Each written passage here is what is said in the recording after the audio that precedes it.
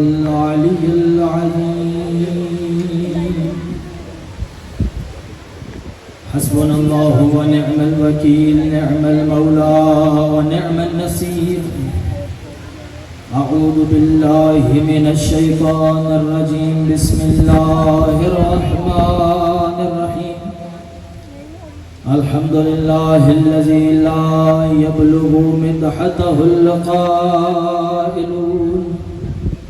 ولا يحصي نعماءه العاتون ولا يؤدي حقه المجتهدون الذي لا يدركه بعد الهمم ولا يناله غوص الفتن الذي ليس لصفته حد محدود ولا نعت موجود ولا أجل ممدود ولا وقت معدود فطر الخلائق بقدرته ونشر الرياح برحمته الصلاة والسلام على سيد الأنبياء والمرسلين شفيع المذنبين وانيس الغريبين رحمة للعالمين أعني العبد المعيد الرسول المسدد المصطفى الأمجد أبا القاسم محمد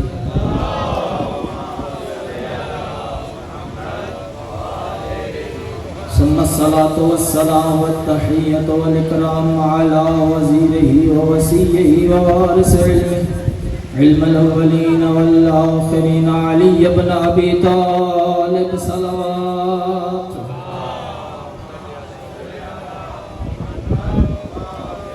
ثم الصلاة والسلام والتحية والإكرام على السيدة الجليلة الطاهرة المطهرة الحورة الإنسية الفاطمة الزهراء صلوات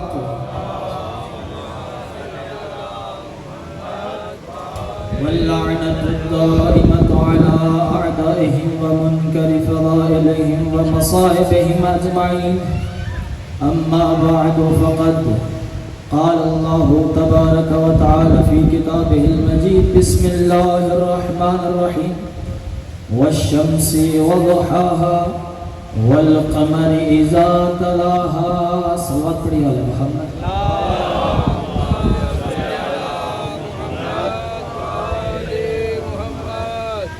دعا ہے خالق کائنات ہم سب مومنین کا اس مقام پر جمع ہونا اپنی بارگاہ میں عبادت شمار فرمائے اور یہ موالیان اہل بیت اور عاشقان اہل بیت کا اس مقام پر جمع ہونا پروردگار اپنی بارگاہ میں قبول و مقبول فرمائے اور بانیان جشن کا یہ اہتمام کرنا پروردگار عالم قبول و مقبول فرمائے جس مومن نے بھی اس جشن میں حصہ لیا پروردگار سب کی توفیقات خیر میں اضافہ فرمائے اور امام زمانہ علیہ السلام کے قلب کو ہم سب سے راضی و خوشنود فرمائے تمام دعاؤں کی قبولیت کے لیے بآواز بلند صلوات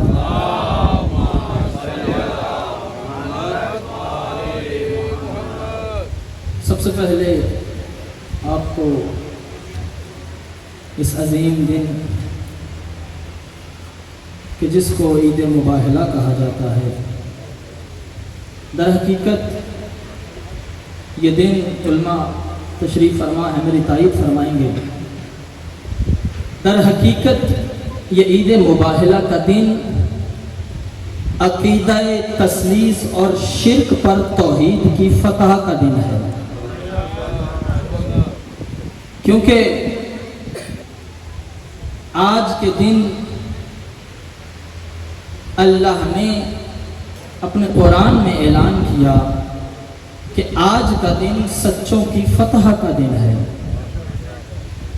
تو آج ہم سب مل کر جن سچوں کا تذکرہ کرنے کے لیے یہاں جمع ہوئے ہیں کچھ دیر آپ کو زحمت دینی ہے ارشاد پروردگار ہوتا ہے بسم اللہ الرحمن الرحیم والشمس وضحاها پروردگار کہتا ہے مجھے قسم ہے شمس کی وضحاها اور اس سے نکلنے والی روشنی کی والقمر اذا تلاها اور مجھے قسم ہے چاند کی جب وہ سورج کے پیچھے آتا ہے۔ کچھ دیر توجہ چاہوں گا کہ پروردگارہ قرآن میں کس چاند اور سورج کی قسمیں کھا رہا ہے؟ آخر پروردگار کیا بتانا چاہتا ہے؟ کیا پروردگار اسی ظاہری چاند اور سورج کی قسمیں کھا رہا ہے؟ تو پھر پروردگار عالم یہ جو قسمیں کھا رہا ہے، اگر یہی ظاہری چاند اور سورج ہیں، تو جہاں تک میری سمجھ جاتی ہے، کیا پروردگار اس سورج کی قسم کھائے گا جس کو بادل کا ایک چھوٹا سا ٹکڑا چھپا دیتا ہے؟ کیا پروردگار عالم اس سورج کی قسم کھائے گا کہ جس کو گرہن لگ جاتا ہے؟ تو پھر قرآن کیا کہنا چاہتا ہے؟ فرمایا وَالشَّمْسِ وَضُحَاهَا، مجھے قسم ہے سورج کی اور اس سے نکلنے والی روشنی کی، وَالْقَمَرِ إِذَا تَلَاهَا، اور مجھے قسم ہے چاند کی جب وہ سورج کے پیچھے آتا ہے۔ اگر اسی چاند اور سورج کی قسمیں کھائی جا رہی ہیں تو پھر آؤ قرآن کہتا ہے رب المشرقین و رب المغربین، اللہ تو وہ ہے جس کے دو مشرق ہیں، دو مغرب ہیں، تو پھر کوئی اور چاند اور سورج بھی ہونا چاہیے کہ اللہ کے میرے ساتھ ساتھ بولے آج جشن ہے، کیونکہ آپ جانتے ہیں کہ اس ذکر میں بولنا بھی عبادت ہے۔ تو میرے ساتھ ساتھ تھوڑی تائید کریں کہ پروردگار قرآن میں کہتا ہے رب المشرقین و رب المغربین، اللہ تو وہ ہے کہ جو مشرقین کا بھی رب ہے، مغربین کا بھی رب ہے، یعنی اللہ کے دو مشرق ہیں، دو مغرب ہیں، تو پھر ہمیں یہ کوئی اور چاند اور سورج بھی دکھاؤ، نہیں تو پھر پتہ چلے گا کہ یہ چاند اور سورج کوئی اور ہے کہ جس کی اللہ قسمیں کھا رہا ہے۔ تو پھر پتہ کیسے چلے کہ یہ کون سا چاند اور سورج ہے جس کی اللہ قسمیں کھا رہا ہے؟ بھائی جب وارثان قرآن کو چھوڑو گے قرآن کیا خاک میں سمجھ میں آئے گا؟ اگر قرآن کو سمجھنا ہے تو وارثان قرآن کے در پر آنا پڑے گا۔ یہی سبب ہے کہ جب میرے مولا امام موسیٰ کاظم کی بارگاہ میں، صلوات پڑھیے امام کی ذات، مولا کی بارگاہ میں ایک صحابی آیا، ہاتھ میں کچھ قرآن کے اوراق ہیں، اور آ کر پوچھنے لگا مولا یہ کس چاند اور سورج کی قسمیں کھائی جا رہی ہیں؟ میرے مولا نے فرمایا سن یہ کس چاند اور سورج کی قسمیں کھائی جا رہی ہیں؟ مولا فرماتے ہیں ایک دن میرے جب صحن طہارت بطول سے نکل رہے تھے کہ اتنے میں اللہ نے جبریل کو بھیجا اور کہا اے جبریل جا کے میرے حبیب کو کہہ دے والشمس وضحاها، اے میرے حبیب مجھے قسم ہے تیرے چہرے کی اور تیری پیشانی سے نکلنے والے نور کی، اے میرے حبیب مجھے قسم ہے تیرے چہرے نبوت کی۔ میرے حبیب مسکرائے تو جبریل نے کہا یا رسول اللہ یہ تو آپ کی بات تھی، اسی اللہ نے مجھے کہہ کے بھیجا ہے والقمر اذا تلاہا، مجھے قسم ہے اس چاند کی جو تیرے پیچھے پیچھے آتا ہے۔ جب نبی پیچھے مڑے دیکھا علی چلتے آ رہے تھے۔ صلوات پڑھیے آل محمد۔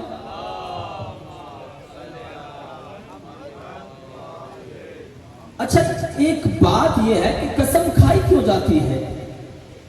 کبھی آپ نے اس بات کی طرف توجہ کی کہ اگر کوئی قسم کھا رہا ہے کس لیے کھا رہا ہے؟ آپ اکثر دیکھتے ہیں کہ کوئی قسم کھانے والا یا تو اگر ہم جیسا ہو، کوئی بات جھوٹی ہو اس کو سچا ثابت کرنا ہو تو قسم کھا لیتے ہیں۔ اچھا اگر بات بھی سچی ہو لیکن بات میں وزن نہ ہو، بات میں وزن پیدا کرنے کے لیے قسم کھائی جاتی ہے قبلہ۔ اور تیسری قسم یہ ہے کہ اگر ہماری بات بھی سچی ہے، بات میں وزن بھی ہے، پھر ہم قسم کھا کے بتانا یہ چاہتے ہیں کہ جس کی ہم قسم کھا رہے ہیں وہ مجھے بڑا پیارا ہے۔ بھائی دیکھیں کوئی بھی قسم کھائے گا کیا کہے گا؟ یا تو وہ کسی عظیم شے کی قسم کھائے گا، مثلا کہے گا مجھے قرآن کی قسم، یا وہ کسی ایسی چیز کی قسم کھائے گا جس کی نسبت کسی عظیم چیز سے ہو، کسی عظیم ذات سے ہو۔ مثلا لوگ قسم کھاتے ہیں کعبہ کی، لوگ قسم کھاتے ہیں مدینہ کی۔ کبھی کسی کو دیکھا کہ اس نے فیصل آباد کی قسم کھائی ہو؟ بھائی لوگ قسم کھاتے ہیں کربلا کی، کیوں؟ وہ بتانا یہ چاہتے ہیں کہ اس کی نسبت کسی عظیم ہستی سے ہے۔ توجہ فرما رہے ہیں؟ یا وہ قسم کھا کے بتانا یہ چاہتا ہے کہ جس کی قسم میں کھا رہا ہوں وہ مجھے بڑا پیارا ہے۔ بھائی اب سمجھ میں آیا کہ اللہ قرآن میں قسمیں کن کی کھا رہا ہے؟ یعنی اللہ قرآن میں قسمیں کھا کے بتا رہا ہے کہ جن کی قسمیں کھا رہا ہوں یہ بڑے پیارے ہیں۔ اور پھر چلتے ہیں قرآن کی طرف۔ ارشاد پروردگار ہوا بسم اللہ الرحمن الرحیم والتین والزیتون۔ پروردگار کہتے ہیں مجھے تین کی قسم، مجھے زیتون کی قسم۔ بھائی پریشان کیوں ہو گئے ہیں؟ یہ اردو والے تین کی بات نہیں ہو رہی۔ طا یا نون تین۔ پروردگار کہتے ہیں مجھے انجیر کی قسم، مجھے زیتون کی قسم۔ بھائی اب یہ کون سا انجیر اور زیتون ہے؟ کس لیے ان کی قسمیں کھائی جا رہی ہیں؟ علماء لکھتے ہیں کیونکہ یہ بہت انمول میوے ہیں جس کی وجہ سے پروردگار ان کی قسمیں کھا رہا ہے۔ تو پھر کیا یہی میووں کی قسمیں کھائی جا رہی ہیں کہ پروردگار عالم اس کی قسم کھائے گا جو بازار میں بک جائے؟ تو پھر اس تین سے مراد کیا ہے؟ زیتون سے مراد کیا ہے؟ رسول خدا جناب زہرا کو بتا رہے ہیں، وہ رسول کہ جو تمام کائنات کو شفا دینے والا ہے، وہ زہرا کو بتا رہے ہیں کہ میں اپنے بدن میں ضعف محسوس کر رہا ہوں۔ ایتین بالکساء الیمانی، مجھے وہ یمنی چادر لا دے۔ رسول خدا خود بھی لا سکتے تھے۔ توجہ فرما رہے ہیں؟ یعنی یہ پنجتن پاک کی عظمت رسول خدا بھی بتا رہے ہیں، اللہ بھی بتا رہا ہے کہ دیکھو کہ جب رسول خدا نے اپنی چادر مانگی، بی بی نے چادر لا کے دی۔ اچھا چادر کیوں مانگی تھی؟ اس لیے کہ رسول خدا نے کہا میں اپنے بدن میں ضعف محسوس کر رہا ہوں، میں چاہتا ہوں کچھ دیر استراحت کروں، آرام کروں۔ لیکن حدیث کے ساتھ آپ سب کے ذہنوں میں محفوظ ہے، تھوڑی دیر گزرنے کے بعد امام حسین آئے، آ کر کیا کہا؟ انی اشم عندک رائحۃ طیبہ، اے اماں میں آپ میں سے ایک طیب اور پاک خوشبو کو سونگھ رہا ہوں۔ تو بی بی نے کیا فرمایا؟ فرمایا ہاں بیٹا آپ کے نانا اندر آرام فرما رہے ہیں۔ تھوڑی دیر گزرنے کے بعد امام حسن آئے، پھر یہی جملہ کہا کہ میں اپنے نانا کی خوشبو پا رہا ہوں۔ کہا آپ کے بھائی کے ساتھ اندر آرام فرما رہے ہیں، چادر کے نیچے ہیں۔ بھائی عجیب معاملہ ہے کہ دنیا میں پہلے نواسے دیکھے ہیں جو نانا کو خوشبو سے پہچان لیتے ہیں۔ صلوات پڑھیے آل محمد۔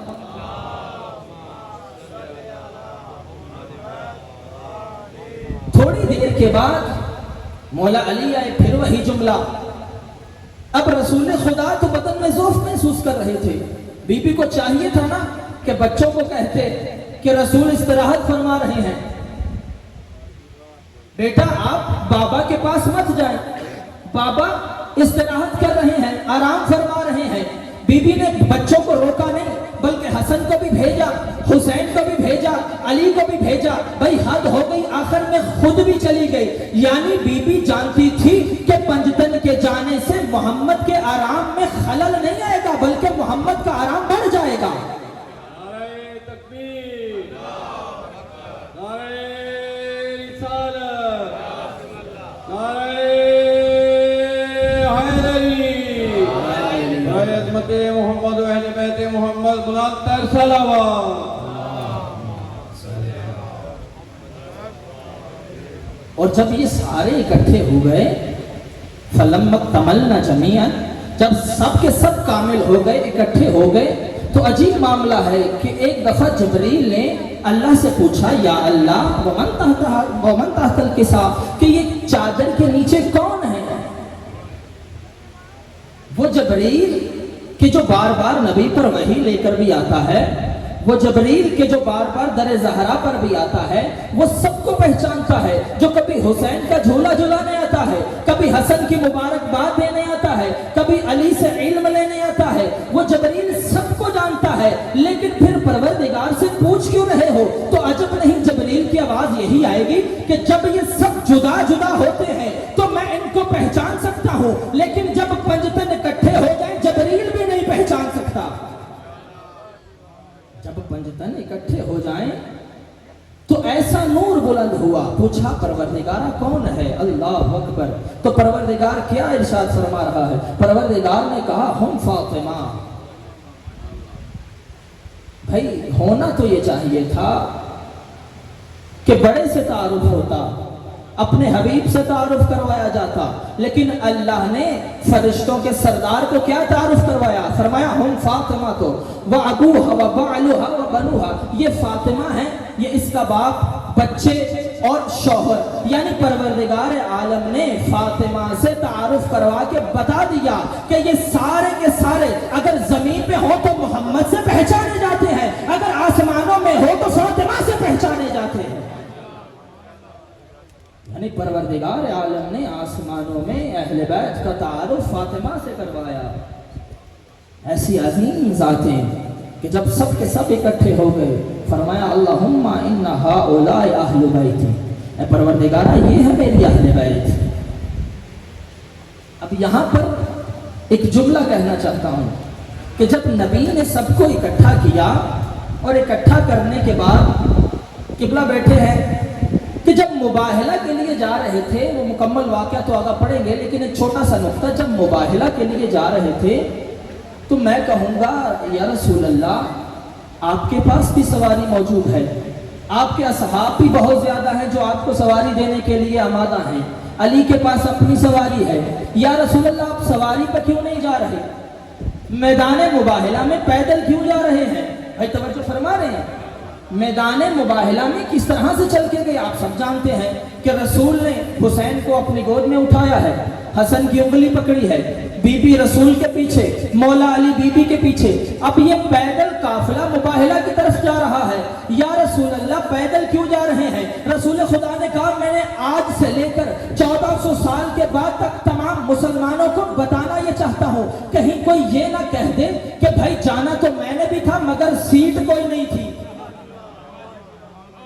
जाना तो मैंने भी था मगर सवारी नहीं थी। मैं पैदल जाके बताना ये चाहता हूं कि भाई वहां जाना है सच्चों ने,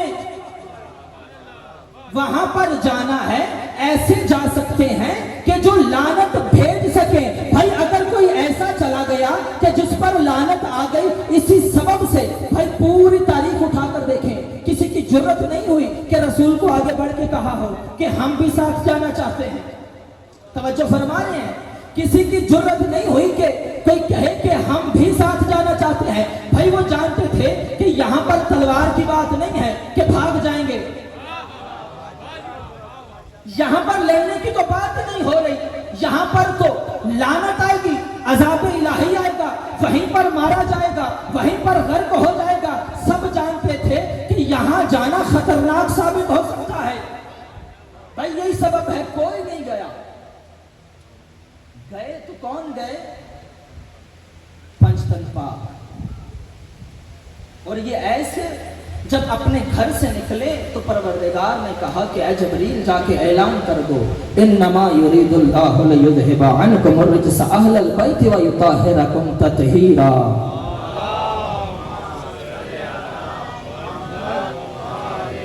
यानी परवरदिगार आलम ने मोहम्मद के इंतखाब पर मोहर लगा दी।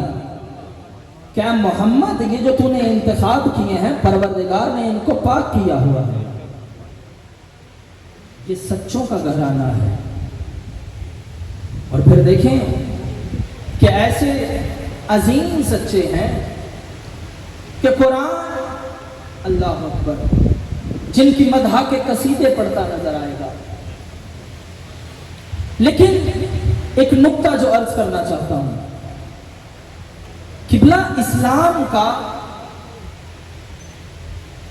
एक रवैया और इस्लाम का मयार जो है वो इस बात पर नहीं है कि कौन शख्स अच्छा है। तो जो फरमाइएगा इस नुक्ते पर, इस्लाम का मिजाज ये नहीं है कि कौन शख्स अच्छा है उसको कबूल कर लो। इस्लाम कहता है कि इस्लाम में सिर्फ अच्छा होना जरूरी नहीं, बल्कि अच्छे होने के साथ साथ जरूरी है कि कोई बुरी सिफत ना पाई जाती हो। तवज्जो फरमा रहे हैं कि सिर्फ अच्छा होना काफी नहीं है, बल्कि अच्छाई के साथ साथ जरूरी है कि कोई बुरी सिफत ना पाई जाती हो। مثال کے طور پر ایک انسان بڑا نمازی ہو، پرہیزی ہو، روزے رکھتا ہو، حج زکوٰۃ سارے اعمال پورے ہوں، لیکن اپنے گھر میں اس کا رویہ ٹھیک نہ ہو، گھر والوں کے لیے وہ شخص معتبر نہیں بن سکتا۔ توجہ فرما رہے ہیں؟ اسلام کا مزاج یہ ہے کہ صرف اچھا نہ ہو بلکہ اچھائی کے ساتھ ساتھ ضروری ہے کہ کوئی بری صفت نہ پائی جاتی ہو، کوئی عیب موجود نہ ہو۔ اب انسان میں اگر ساری اچھائیاں ہو، اپنے گھر والوں کے ساتھ سلوک اچھا نہ ہو، گھر والوں کے لیے وہ معتبر نہیں بن سکتا۔ بھائی یہی تو وجہ ہے کہ اہل بیت کی تمام فضیلتوں والی آیتیں ایک طرف اور جلالت آیت تطہیر ایک طرف۔ بھائی توجہ فرمانا اس جملے پر کہ اسلام کا مزاج یہ ہے کہ صرف اچھا نہ ہو بلکہ بری صفات سے پاک بھی ہو، کوئی عیب موجود نہ ہو۔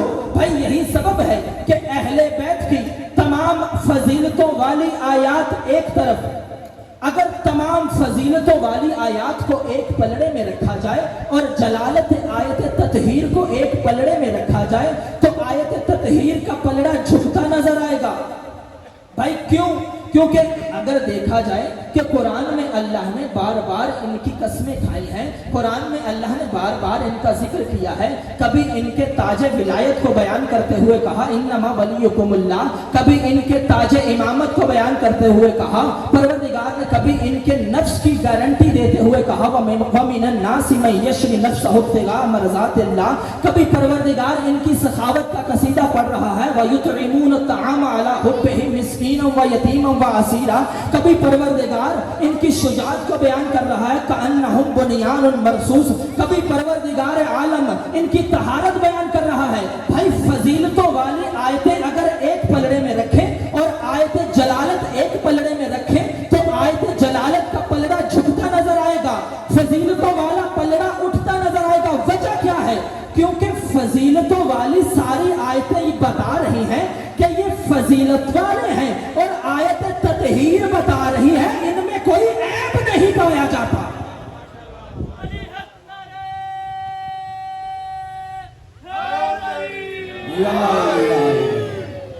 آیت تطہیر بتا رہی ہے کہ ان میں کوئی عیب نہیں ہے، بس اسلام میں اچھا ہونا کافی نہیں، دیکھنا یہ ہے ان میں کوئی عیب تو نہیں۔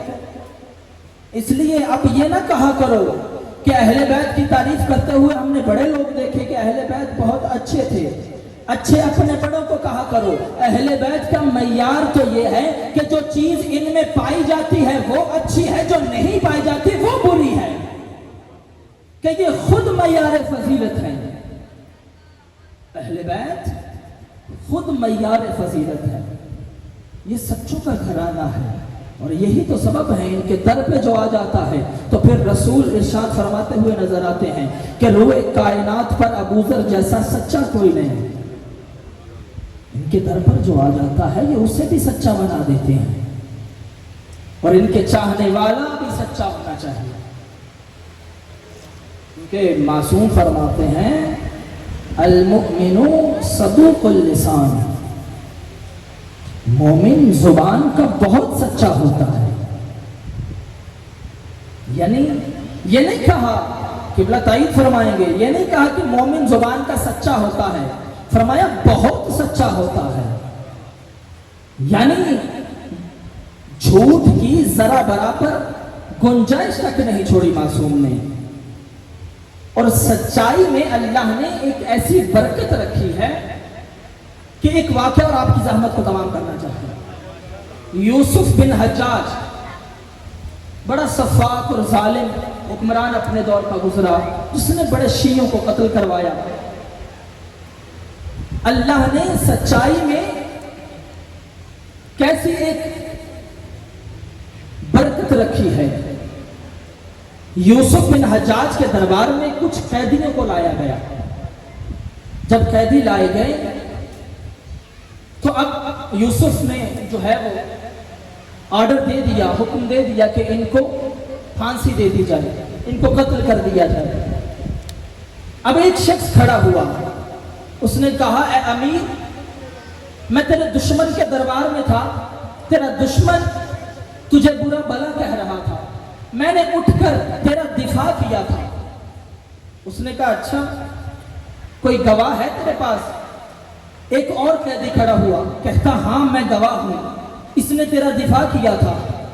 अब इस सच बोलने पर यूसुफ ने कहा क्योंकि तूने सच बोला है, जा मैंने तुझे मौत से आजाद किया। यूसुफ बिन हज्जाज जैसा जालिम उसके सच बोलने पर रिहा कर दिया।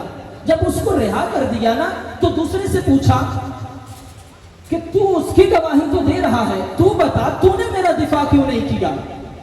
तवज्जो फरमा रहे हैं? जब कहा ना कि तू उसकी गवाही तो दे रहा है, तू बता कि तूने मेरा दिफा क्यों नहीं किया? कहता मैं कैसे दुश्मन अहले बैत का दिफा कर सकता था? जब उसने इतना कहा तो अल्लाह ने कैसी बरकत रखी है सच में। यूसुफ कहता है क्योंकि तूने सच बोला, जा तुझे भी मैंने आजाद किया। यानी एक दुश्मन अहले बैत से अल्लाह ने एक मुहिब्ब अहले बैत को सच की बरकत से आजादी दिलवाई। सच में ऐसी बरकत है। और मासूम फरमाते हैं कि अगर तमाम गुनाहों को एक कमरे में बंद कर दिया जाए तो उसकी कुंजी झूठ है। इंसान जितना मर्जी झूठ बोलता रहेगा, लेकिन मासूम फरमाते हैं कि वो अपनी हवाए नफ्स तक तो पहुंच सकता है मगर आकबत बखैर नहीं हो सकता।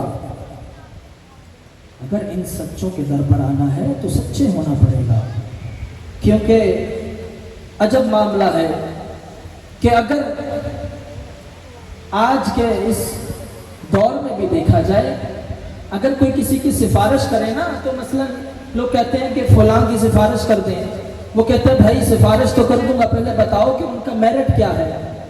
वो कहेंगे जनाब वो तो बीए मांगते हैं। अब सिफारिश करने वाला ये जरूर पूछेगा कि अगर तुम्हारे पास बीए नहीं है तो कम से कम एफए या मैट्रिक तो होना चाहिए ना, कि अगर मैं सिफारिश करूं तो मेरी भी कोई इज्जत रह जाए। तो वो जो फरमा रहे हैं, हम अली के चाहने वाले हैं, अगर तमाम अमल सर अंजाम नहीं देते कुछ ना कुछ तो हो पास जो अली कहे या अल्लाह ये मेरे हैं, तो कम से कम खुद को ऐसा बनाएं कि अली कहे या अल्लाह ये मेरे हैं। तो आइए आज के इस जश्न में दुआ करते हैं परवरदिगार आलम हमें सच्चों का साथ अता फरमाए और सच्चों के साथ महशूर फरमाए। पर मोहम्मद व आले मोहम्मद सलावत।